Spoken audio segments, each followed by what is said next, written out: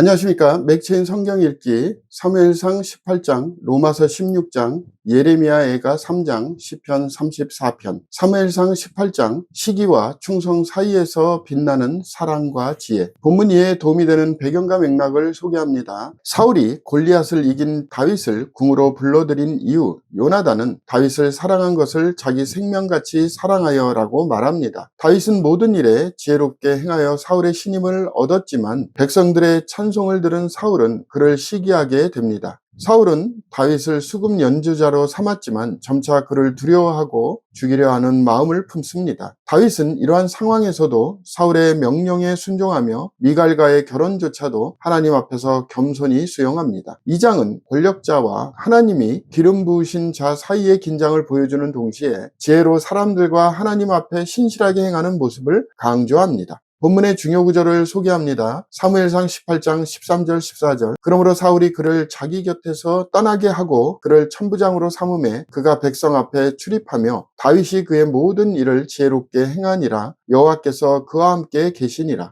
본문을 적용하는 데 도움이 되는 가이드라인입니다. 오늘날 우리는 사람의 칭찬보다 하나님의 인정을 더 귀히 여겨야 합니다. 시기와 질투가 난무하는 상황에서도 다윗처럼 지혜롭게 행하며 하나님의 임재를 의식하는 삶이 필요합니다. 환경이 불안정할수록 우리의 중심과 행동은 더욱 검증됩니다. 하나님의 뜻을 신뢰하며 지혜롭게 행하는 삶이 결국 모든 사람 앞에 빛을 발하게 됩니다. 두 번째, 로마서 16장, 복음을 위한 숨은 동역자들의 이름. 본문 이해에 도움이 되는 배경과 맥락을 소개합니다. 로마서 16장은 바울이 로마 교회 공동체의 다양한 인물들을 언급하며 감사와 인사를 전하는 장입니다. 베베는 갱그리아 교회의 일꾼으로 바울은 그녀를 성도들의 합당한 예절로 그를 영접하라고 권면합니다. 브리스가와 아굴라, 에베네도, 안드로니고와 유니아 등은 복음과 교회를 위해 수고한 인물들이며 특히 나보다 먼저 그리스도 안에 있는 자로 표현된 이들은 초기 교회의 중요한 증인이었습니다.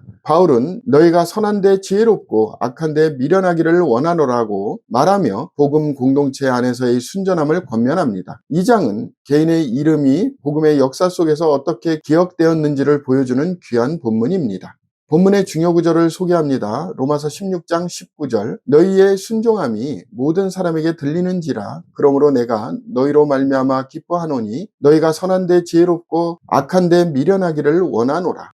본문을 적용하는 데 도움이 되는 가이드라인입니다. 오늘날 우리는 복음 사역이 눈에 띄는 몇몇 인물만이 아니라 이름 없이 섬기는 수많은 동역자들에 의해 이루어진다는 사실을 기억해야 합니다. 공동체 안에서 하나님은 각 사람의 중심을 기억하시며 진심 어린 섬김은 결코 헛되지 않습니다. 복음은 관계 속에서 전해지며 서로를 높이고 격려할 때 교회는 더욱 강해집니다. 보이지 않는 수고는 하나님 앞에서 영원히 빛날 것입니다. 세 번째, 예레미야애가 3장, 무너짐 가운데 부르는 소망의 노래. 본문 이해에 도움이 되는 배경과 맥락을 소개합니다. 예레미야애가 3장은 예레미야서 전체 가운데 유일하게 소망의 중심이 놓인 시입니다. 여호와의 인자와 긍휼이 무궁하심으로 우리가 진멸되지 아니함이니이다 라는 구절은 심판 중에서도 하나님께 돌아갈 길이 열려 있음을 보여줍니다. 시인은 자신이 여호와의 분노의 매로 말미암아 고난 당한 자로서 고통을 직접 겪는 자로 표현되며 하나님의 철저한 징계를 고백합니다. 하지만 사람이 여호와의 구원을 바라고 잠잠히 기다림이 좋도다 라는 고백은 인간의 한계 속에서도 하나님의 신실하심을 신뢰하게 만듭니다.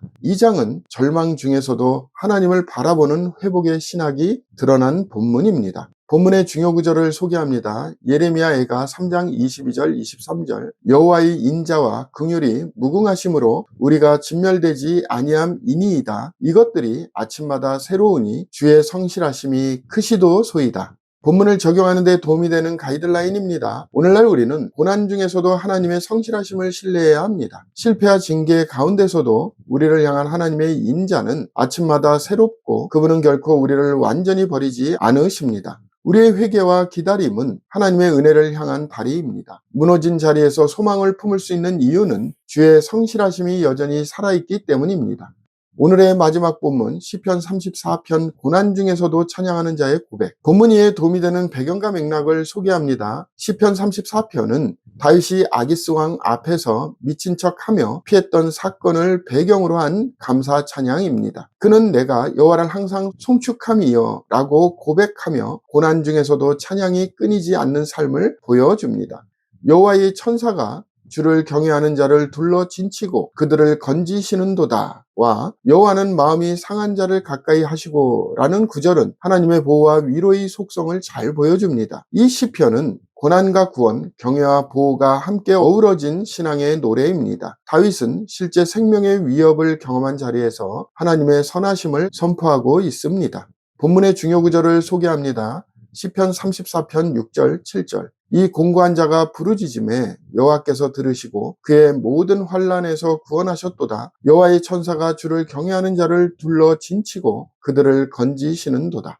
본문을 적용하는 데 도움이 되는 가이드라인입니다. 오늘날 우리는 불확실하고 두려운 상황에서도 하나님의 보호와 인도를 믿고 찬양하는 삶을 배워야 합니다. 경외하는 자를 진치시는 하나님의 손길은 보이지 않아도 실제합니다. 하나님은 마음이 상한 자에게 가까이 계시며 그들의 부르짖음을 들으십니다. 고난의 현장에서 드리는 찬양은 하늘을 울리는 능력이 됩니다.